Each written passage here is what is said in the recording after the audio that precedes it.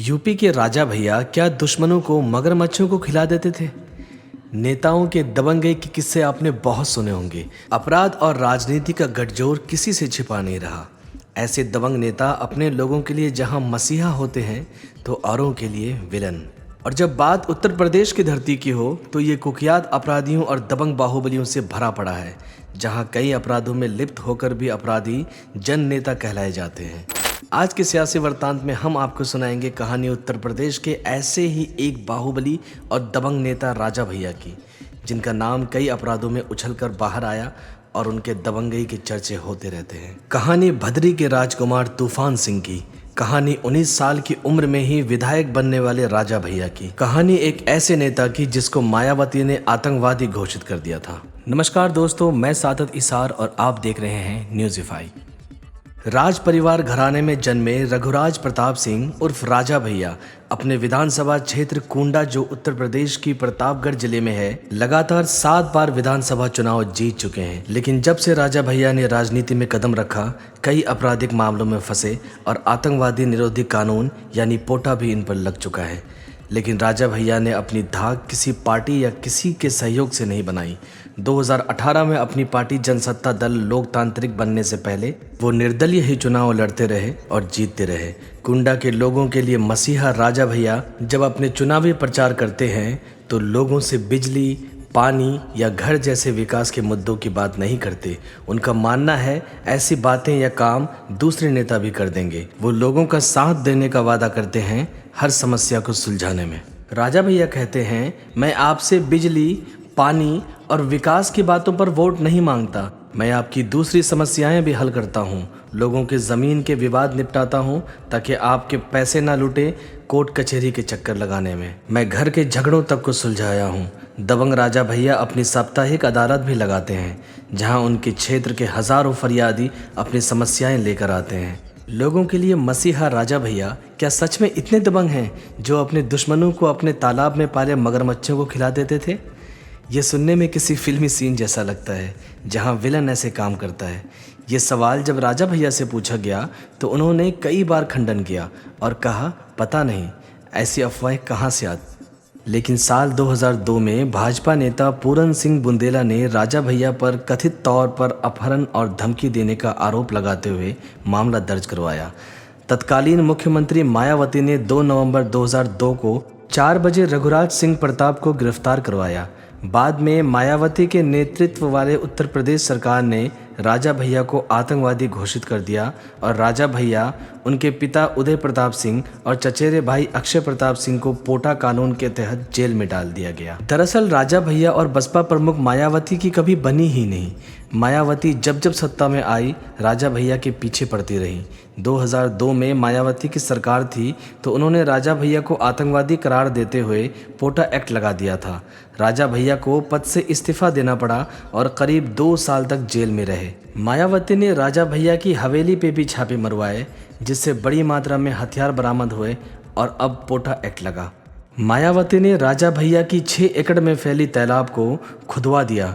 फिर इस तालाब में जो मिला उससे विवाद और गरमाया और फिर अफवाहों की शुरुआत हुई। इस तालाब में कई नरकंकाल पाए गए। कई कहानियां बनी, जिसमें से एक ये भी थी कि राजा भैया अपने तालाब में घड़ियाल पालते थे और जिनसे बदला लेना होता था उन्हें मगरमच्छों को खिला देते थे। इसके अलावा भी राजा भैया कई और विवादों में फंस चुके हैं। कहा जाता है जब वो पहली बार विधायक बने तब उनकी उम्र मात्र 19 साल की थी। रघुराज प्रताप सिंह उर्फ राजा भैया ने अपनी सफाई मीडिया के सामने पेश की है। उन्होंने कहा है कि पहली बार साल 1993 में जब विधानसभा चुनाव लड़ा था तो उनकी उम्र 26 साल थी, जो कि संवैधानिक रूप से सही है।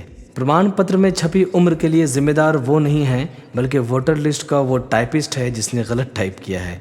राजा भैया ने मुस्कुराते हुए कहा कि आखिर में मैं कोई महिला तो हूँ नहीं जो अपनी उम्र को छुपाऊं। लेकिन गौरतलब ये है कि साल 2012 के चुनाव में निर्दलीय उम्मीदवार के तौर पे नामांकन के दौरान राजा भैया ने अपनी उम्र 38 साल बताई थी। यानी कि वो जब पहली बार 1993 में विधायक का चुनाव लड़े थे तो उनकी उम्र मात्र 19 साल थी, जबकि चुनाव लड़ने के लिए कम से कम व्यक्ति की उम्र 25 साल होनी चाहिए। इन पे इसके अलावा हत्या के प्रयास, चोरी डकैती, दंगा करवाने की साजिश जैसे कई मामले दर्ज हैं। साल 2013 में कुंडा के बल्लीपुर गांव में एक विवाद सुलझाने पहुंचे तत्कालीन डीएसपी जियाउल हक को जान से मार दिया गया। आरोप था एकमात्र बाहुबली राजा भैया पर और फिर उन्हें अखिलेश की कैबिनेट से इस्तीफा देना पड़ा। बाद में मामले में सीबीआई ने क्लीन चिट दी तो फिर मंत्री बने, लेकिन बीते साल ही दिसंबर महीनों में डीएसपी हत्या मामले में सीबीआई ने फाइल फिर से खोल दी। 2002 और 2007 के बाद 2012 के विधानसभा चुनाव में भी राजा भैया निर्दलीय विधायक के रूप में चुनाव जीते और मुख्यमंत्री अखिलेश यादव की सरकार में खाद्य व नागरिक आपूर्ति मंत्री बने। इससे पहले वो कल्याण सिंह की सरकार में भी मंत्री रहे। दुनिया की नज़रों में ऐसे अपराधी छवि वाले राजा भैया के समर्थकों के अनुसार वो उनके लिए भगवान का रूप है और वो इन पर लगे इल्जामों को झूठा बतलाते हैं। तूफान सिंह नाम उनका घुड़सवारी में बहुत दिलचस्पी होने के कारण पड़ा।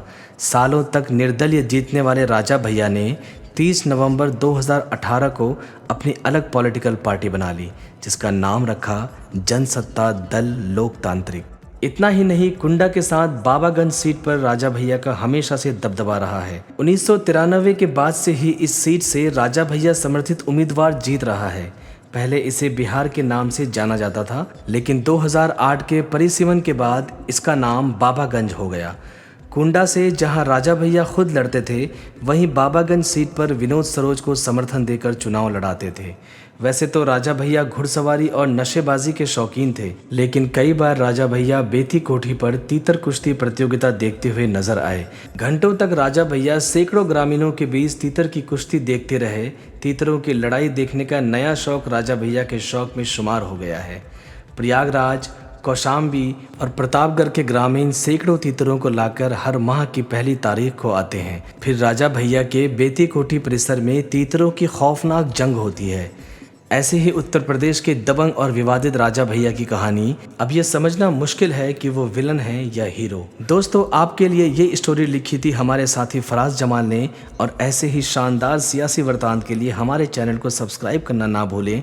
साथ ही नोटिफिकेशन बेल आइकन पर भी क्लिक कर दें, जिससे जब भी हम कोई नई वीडियो लेकर आएँ तो आपको पता चल जाया करे। आज के लिए इतना ही, कल फिर मिलते हैं किसी नए किस्से के साथ। तब तक के लिए नमस्कार।